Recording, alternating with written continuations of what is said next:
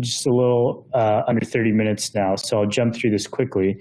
But if people have any questions, feel free to just unmute yourself, go ahead and ask this. This is, given that it's around a dozen people, I want this to be more interactive, so feel free to interject with any questions that you might have. And just to mention, sorry to interrupt, but a poll I have just created, wanting to know like how much you guys are already about FHIR, and you can let us know so that we can put together information accordingly. Yep, exactly. You guys can see the poll right behind that screen. So I'll go ahead and get into it, and we can check in on the poll and dive in deeper as needed. But basically what we're doing at OneUp Health is we're a healthcare tech company that's enabling API access to electronic health data for 10,000 endpoints now. So those cover, each of those endpoints is essentially a different health system with various EHRs behind the scenes. And we're able to connect to those endpoints to serve up electronic health data to hundreds of healthcare application companies. We work with large provider organizations like Boston Children's. We work with insurance companies like Mass Mutual, pharma companies, payers, et cetera. We're doing about 7,000 transactions a second, and we won a bunch of government awards in this space, most notably stuff around FHIR data security, privacy policies, healthcare data provenance, and consumer health data. And we've been in this space for, personally, I've been in FHIR for about 5 years now, working with the EHR vendors very directly. And by being early in this space, we started interacting with their APIs. We had healthcare organizations create apps on top of our connections, and we really saw what this connectivity could do both in read and write access. And we are seeing all kinds of use cases, from things like patient-facing applications that are essentially digital therapeutics, to clinical trials matching, to automation of reporting for value-based care. There's really all kinds of stuff that are being built on top of FHIR. And I wanted to get into more detail on what's new with FHIR, what can you do that you weren't able to do before, what are some of the limitations, and who's using this in production. So a lot of this data is stored in silos. It's affecting patients, providers, developers, payers negatively. And ultimately, this lock-in or lockdown of data is resulting in higher medical costs because people may be performing duplicate procedures, or they may not have the full care insight and may lose out on ultimately things that they may be able to save money on that they're not able to because of the lack of visibility. Then we also have deteriorating quality and stifled innovation because organizations like many startups or healthcare vendors may not be able to get connected to this data. So FHIR and additional regulations are really breaking down some of these barriers. So there's a new regulation called Meaningful Use 3, which is enabling patients to have access to their own healthcare data. And they can share that via API with any third-party app of their choice. And that standard with which they can share it is FHIR. So both the regulations and FHIR are enabling additional supply in this data. Then we're also seeing basically a movement to value-based care. And what that's doing is it's creating more demand for this data. And ultimately what you get is both of these sides are pushing forward the FHIR economy. So here's kind of how we have network of health systems and app developers on the other side. This creates unbundled ways to work with organizations, and health systems can also share this data with one another. You don't have to use OneUp Health to enable this. All the regulations are making this possible throughout. So I wanted to share a little bit more about what this data is enabling. So basically, you have patient-mediated data. You also have bulk data interfaces, which allow you to interact with data at the population level. And essentially, the EHR vendors and other organizations are creating app marketplaces for these healthcare applications, both patient and provider facing, to start interacting with this data. So the patient-mediated data supports consumer-facing applications, and that can be done standard through FHIR interfaces. FHIR is basically a JSON RESTful API that is secured through OAuth 2 credentials. And that's probably very familiar to a lot of people on the call that have built applications using, the APIs of other tech companies like, Google or Twitter or Facebook. Like, they all use RESTful APIs. They're all transacting with data in JSON formats, and they're all essentially enabling access to the individual consumer through an OAuth 2 authentication and authorization model. And the main difference with FHIR is that the data elements are specific to healthcare. So you have a bunch of different resource types like patient demographics, procedures, medications, lab values, et cetera, that are really the way that people are getting connected. So I was just trying to see where other people were at in terms of the Q&A, but I couldn't see that. But anyways, so that's really where the patient-mediated access gets connected. The bulk data side is relatively new. So just recently, there have been published standards for bulk data access on FHIR, which means entire population level care. And what that is now lending itself to is analytics on the population level data.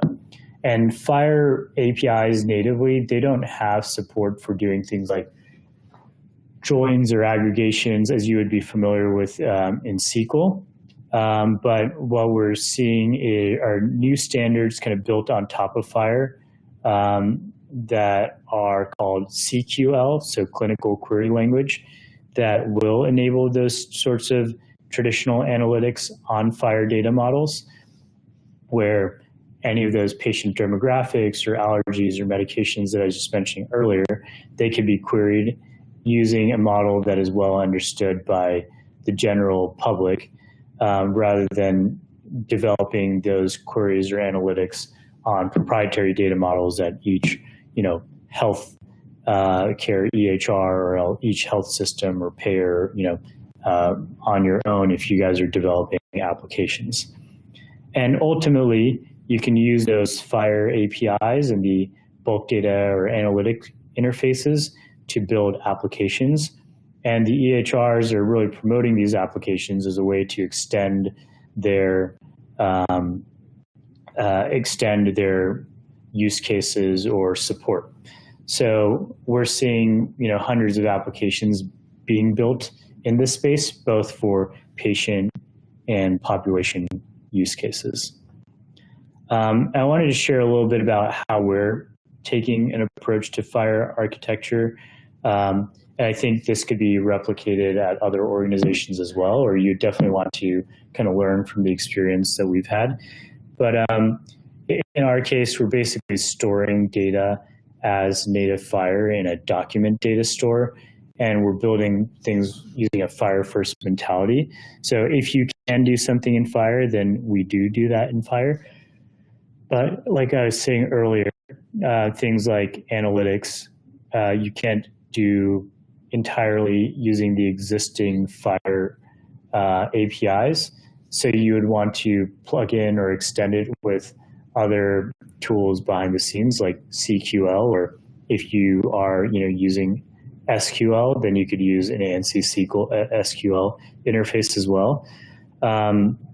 So the way that we approach it is we take that FHIR data, we cast it into various data stores, and then you could query using those various data stores to read and write data. And then we have essentially an API gateway that allows organizations to access whatever information is scoped for those organizations. And we're really enabling this connectivity across hundreds of health systems on the EHR data side and also on the claims side. And then third-party apps can essentially plug in. If you're building your own FHIR infrastructure, you definitely want to have something similar. Maybe depending on your data access patterns, you don't need a analytics data store, or you don't need like a search data store or things like that. And you would want to be more focused. But this is kind of the general architecture that you may want to follow to enable access to your own applications. So we covered a little bit of the ONC rules for Meaningful Use 3.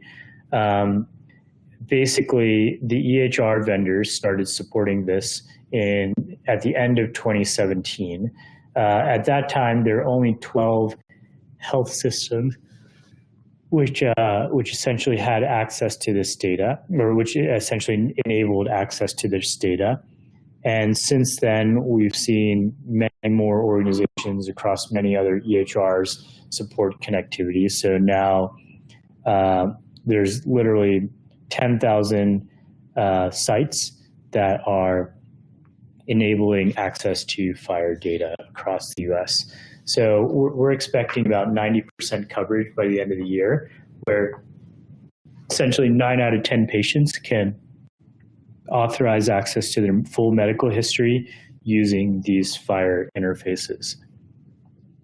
The way that the Meaningful Use 3 interfaces work via OAuth 2 is basically a patient logs in, and this doesn't have to be OneUp Health, it could be any third-party app. The patient clicks, connect next to some health system. Then they're sent to their patient portal where they can sign in and authorize access. And then they can, then the health system, once the patient authorizes access, we get an auth code using the standard OAuth 2 flow, which again, Google and Twitter and Facebook and many other organizations use as well. And that gives us an API key to then an access token that we can then use to get this patient's full medical history. And like I was saying earlier, this is available for any application to, build on top of after you develop those relationships with the EHRs and the health systems. So we can now use that same workflow to connect data from literally thousands of health systems across the US. One of the biggest players here is Medicare, which itself has support for about over 50 million patients. So I think that's definitely a very interesting way to scale up, is because you can essentially immediately have support for a big chunk of the US population. And like I said earlier, if there are any questions, feel free to jump in. We're also working now pretty deeply with these bulk data interfaces, and that is where you can analyze data across these different FHIR resources, which again are things like patient demographics, procedures, conditions, allergies, immunizations, et cetera. And you can use it to automate reporting, for example, with SQL-based queries. And that's a very serious use case that any large organization is interacting with today. So it's definitely something that you want to think about if you are developing provider-facing applications. Essentially, it can be used to drive, machine learning and analytics or any predictive kind of use cases. The way that works is like we basically connect with existing HL7 FHIR CCDA feeds or other APIs from the EHR, stored as FHIR, and then we can govern the data at the population level rather than at the patient-mediated level. And for any sort of relationship where you have kind of bulk data access, as an organization, you'll definitely have to have a business associate agreement with the health system.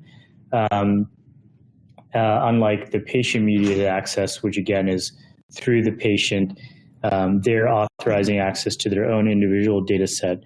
There is no requirement for a business associated agreement. And if there are people on the call that are pretty familiar with the BAA process, or for those that aren't, it generally takes many, many months, if not a year or more, to secure. So the patient side definitely can get you scale in terms of broad access across the US, but the bulk or population side can get you access to hundreds of thousands of patients at any given time, but you have to go through some legal hoops to make that happen. And obviously that's with the all the proper HIPAA and security infrastructure in place. So basically on the bulk data side, any new data that comes into the EHR has to be canonicalized to the FHIR spec, and then we tag it with security so that what organizations are allowed to access this data. And we replicate it to a columnar data format for running those analytic queries. But then there's also inverted indexes and file storage for things like documents or notes or binaries that you might want to search through. For notes especially, like being able to search is extremely important.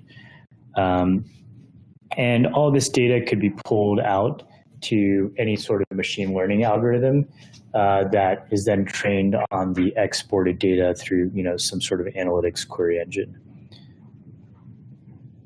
Here's an example of a very simple query that you might want to run on the analytics side, where the value here is that each organization does not have to learn an esoteric data model.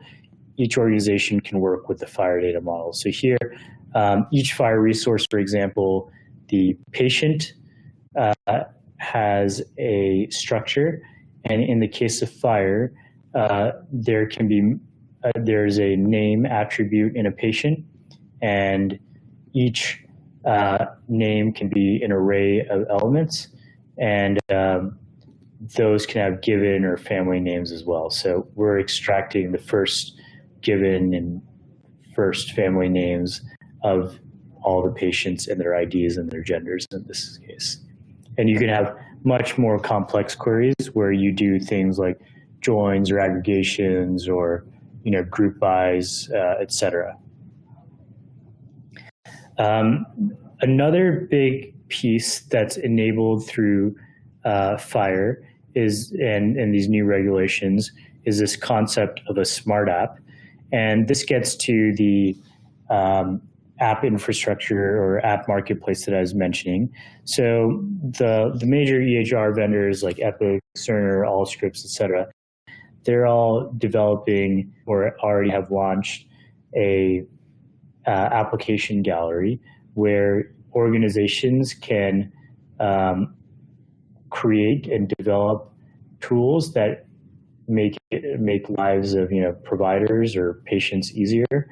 And what that can do is essentially you can launch what's essentially an iframe inside the electronic health record with the full context of what patient the provider is looking at, and with the full API access of that patient's medical record. So in that case, the provider would click on a link that says, launch, a patient longitudinal interactive chart app. And when that button is clicked, the app would launch directly into the patient. You would have the full history of the patient, and that app could display it with whatever data or run whatever calculations it wants on it. And then the provider would be able to interact with that directly in the EHR. There's no separate login or connection that has to be made. And that obviously reduces a lot of the friction that exists in the healthcare application space today, where you may have to launch a separate window, have a separate login, have separate data maybe that is not directly tied or live with what data exists in the EMR.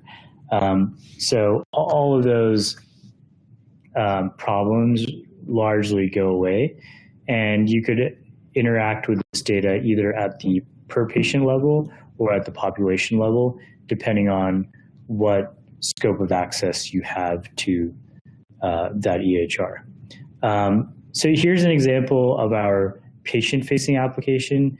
Basically, patients can connect their data from disparate health systems. They can see their labs, problems, immunizations, medications, et cetera. And here is an example of the provider-facing application where a doctor can launch within the EHR. In this case, it's launched within a Cerner EHR. A doctor can see a patient's medical history, or they can see data across patients that they can view within their EHR. And they don't have to go anywhere else externally to make this happen. Then we have a bunch of organizations that are building things on top of these at the population level, including like Boston Children's, and the use cases here for things like value-based care reporting, where they have to, health systems have to run interactions with their payers or other organizations to really be able to get this data connected and to be able to share quality measurements or under value-based care contracts. So, with all technology, there's some limitations here. So one of the limitations may be that not all of the EHR data is in FHIR. There are a lot of operational data sources like bed assignments or things like that, or like orders or some other interactions like appointments that are not natively supported by the EHRs as FHIR resources today, but organizations are definitely making progress there. The queries are not always performant from the EHR APIs, so that's why what we do is we cache that on our side. And there's also syntactic and semantic variability between different implementations of FHIR, and that's again something that we've gotten pretty deep in. So we have solutions for, but those are things that coming into this space more fresh, you'd have to think about how to solve. So we'll go over that. So on the semantic and syntactic side, like one example there is that blood pressures may be in two different resources. So diastolic and systolic data may be in two separate FHIR resources at one health system, and another health system, you may have that both in one single FHIR observation. Coding terminologies may also be different based on the EHR. So in the case of like drugs, one organization might report it in RX norm, another may report it in NDC. And then, we've seen this data from a bunch of different organizations, so we've tried to address a lot of that. I think we just have a couple minutes left. Do you guys have questions on the call? And yeah, there's already one question actually. Can you see that, Ricky? Like on the Q&A tab, there's a question about how about patient privacy and security and how it is maintained. It's asked by Subek Girish. Yeah, maybe you can answer. Yep. So basically, what we are doing is for patient privacy and security, we are not sharing this data with any organization that the patient hasn't explicitly authorized access to. So that makes it easy for us. The other option is that we're not, the healthcare organizations already have existing models to work with this data. Essentially, that's under the BAA relationships. So that allows you to share data as a healthcare organization with some other system for payment, treatment, or operation use cases, as long as you have a business associate agreement with that organization. So that's how we're interacting with the data. Either the patient explicitly opts in, or we have this BAA relationship with the hospitals. Sure, that's all the question that we have, and as we are running short on time, I'll just move towards ending this webinar, people, for now. Stay assured that I'll be able to share a recording of the webinar later to you so that you can check it out as well. As a company, Mindbowser, we work closely with OneUp Health, working on FHIR implementations. And if you have any queries further or any questions, or you have a plan to build such capabilities, please get in touch with us. With Ricky directly is available, very available on LinkedIn, or with me as well, same on LinkedIn as well. That being said, on the funny side, this is the last webinar of the decade from our company. So kind of we move to the next decade next month, and we are coming up with a new webinar around design sprints, the Google secret of building great products. So I'll also share again the details about it in my email to you as well as a follow-up to all of you. And thank you so much for joining in. I do not see any question as of now. But as I said, that keep building, and you can again get in touch with Ricky or myself for anything later as well. Thank you so much, all. Have a good one. Keep building. Yeah, thanks, guys. Thanks, Ish. Bye-bye. Bye then.